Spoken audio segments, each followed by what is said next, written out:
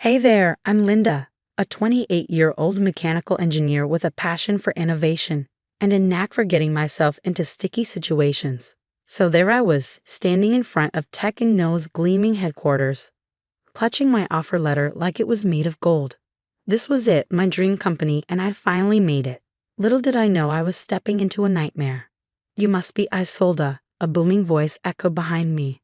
I turned around to see Victor, my new boss, towering at 6 feet, radiating authority. "Welcome aboard. I expect great things from you." I beamed. "Thank you, sir. I won't let you down." The first few weeks were a dream. I was nailing my projects, impressing Victor at every turn. "Nice work on the prototype, Isolda," he said one day, actually smiling for once. "Keep this up and you'll go far." I practically floated home to my apartment, where my best friend and roommate Zoe was waiting. "Someone looks happy," Zoe grinned, still loving the dream job. "It's everything I hoped for and more," I gushed. But then things started to change. Victor's praise turned to criticism, and his rare smiles disappeared. "This design is subpar, Linda," he snapped one day, tossing my blueprints aside. "I expected better from you." I worked harder, stayed later, desperate to regain his approval. My coworker, Alex, noticed the toll it was taking on me. "You okay?" he asked one late night when I was still at my desk. "You've been here till midnight all week." I forced a smile, just trying to stay on top of things. Then there was Jasmine, always lurking, always competing.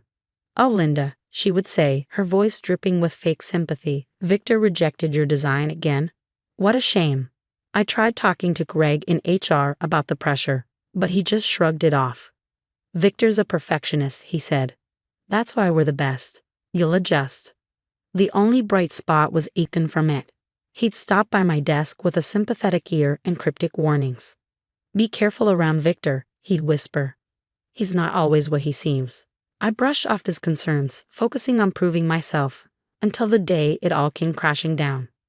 I was working on a crucial project, running on 3 hours of sleep and way too much coffee, when I made a mistake. A small calculation error. But in engineering, even small errors can be catastrophic. As I stared at my screen, my heart sank. Victor was going to kill me. I had no idea this mistake was about to set off a chain of events that would turn my dream job into a living nightmare. But hey, they say what doesn't kill you makes you stronger, right? I was about to find out just how strong I could be. I stood in Victor's office, my heart pounding as I explained the error. His face turned an alarming shade of red. "Incompetent," he roared, slamming his fist on the desk. "Do you realize what this could have cost us?" "I'm sorry, sir," I stammered. "It won't happen again." Victor's eyes narrowed. "Oh, I'll make sure of that." He rummaged through his drawer, pulling out a Dunce cap. My stomach dropped. "Put this on," he sneered. "Maybe it'll help you remember basic math." Humiliated, I placed the cap on my head as he marched me out to the engineering floor. "Attention, everyone," Victor bellowed. "This is what happens when you make stupid mistakes." Snickers erupted around me. Jasmine, of course, whipped out her phone. "Smile, Linda," she laughed, snapping photos. "This is too good." Even Alex, usually so kind, looked uncomfortable but didn't say a word. I stood there, fighting back tears as my coworkers mocked me. Memories of Victor's snide remarks, impossible deadlines, and public humiliations came flooding back. After what felt like an eternity, Victor dismissed me. I fled to the bathroom, my hands shaking as I called Zoe. "He did what?" Zoe's voice crackled through the phone. "Linda, that's workplace harassment." "I can't go back out there," I sobbed, recounting the humiliation. "You have to report him," Zoe urged. "This isn't okay." Summoning what little courage I had left, I went to HR. Greg listened to my story with a bored expression. "Victor's methods are unconventional," he shrugged. But Greg's response was dismissive. "Effective? Maybe. Just try not to make mistakes." Defeated, I returned to my desk, but things only got worse. Victor begins scrutinizing my every move, sabotaging my projects. "Redraw these blueprints," he demanded just hours before a deadline. "They're not up to par." Jasmine, of course, reveled in my downfall, constantly reminding me of the dunce cap incident.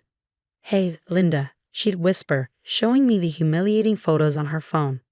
"Wouldn't it be a shame if these leaked?" Even Alex's apology felt hollow. I'm sorry, I laughed, he said, avoiding eye contact. I didn't want to be next. I understood, but it still stung. Weeks passed, and I was at my breaking point. One night, alone in the office, I started packing up my desk. Maybe it was time to quit. As I reached for a photo frame, I knocked over a stack of files. Victor's files. Papers scattered everywhere, and as I gathered them, something caught my eye. Financial reports that didn't add up and emails about creative accounting. My engineer's mind kicked into gear. This wasn't just bullying, this was fraud. I thought about quitting, walking away from this toxic mess. But then I thought about the next person Victor would torment, about Jasmine's smug face and Greg's casual dismissal of my pain. No, I wasn't going to let them win. I carefully replaced the files, my mind racing. I had no proof yet, but I would get it. Victor thought he could break me. He was about to learn this dunce was smarter than he ever imagined. That night, I left the office with a new determination. The old Isolda might have run away, but this new Isolda, she was ready for war. From that moment on, I became a secret agent in my own office. Every snide comment, every impossible deadline, every act of sabotage. I documented it all. My notebook became my weapon. And Ethan from it, he turned out to be a gold mine of information. Victor's been doing this for years, Ethan whispered during a staged computer repair. I've seen at least 5 engineers quit because of him. We dug deeper, uncovering a trail of broken careers and stolen ideas. Over coffee, a former employee told me he took credit for my friend's patent. She couldn't prove it, so she left. I realized I wasn't alone.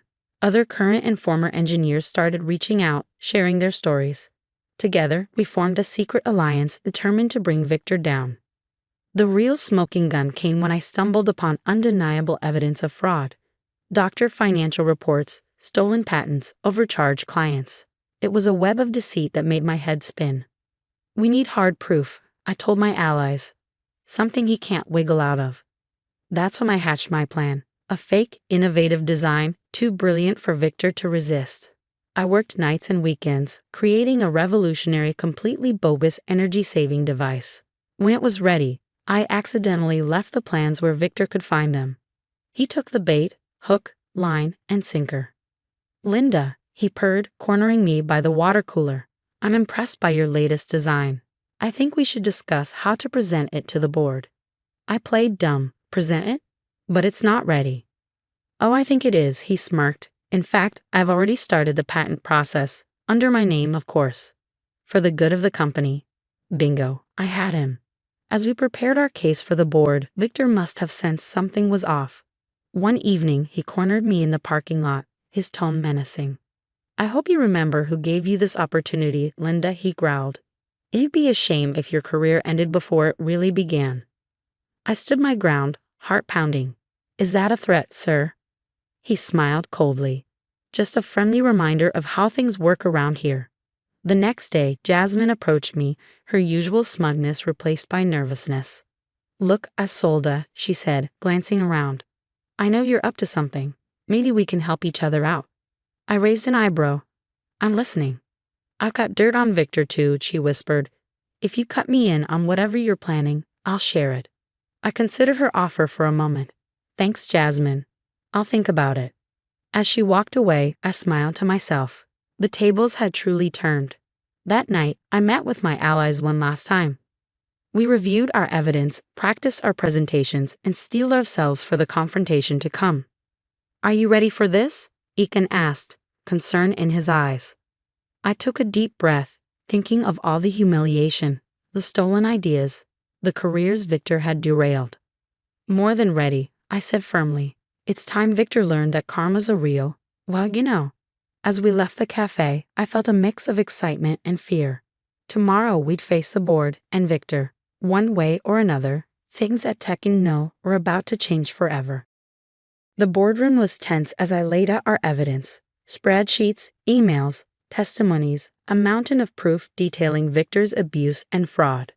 As you can see, I concluded, Victor has been systematically bullying employees and stealing their work for years. The board members exchanged shocked glances. Victor, red-faced, leaped to his feet. This is absurd.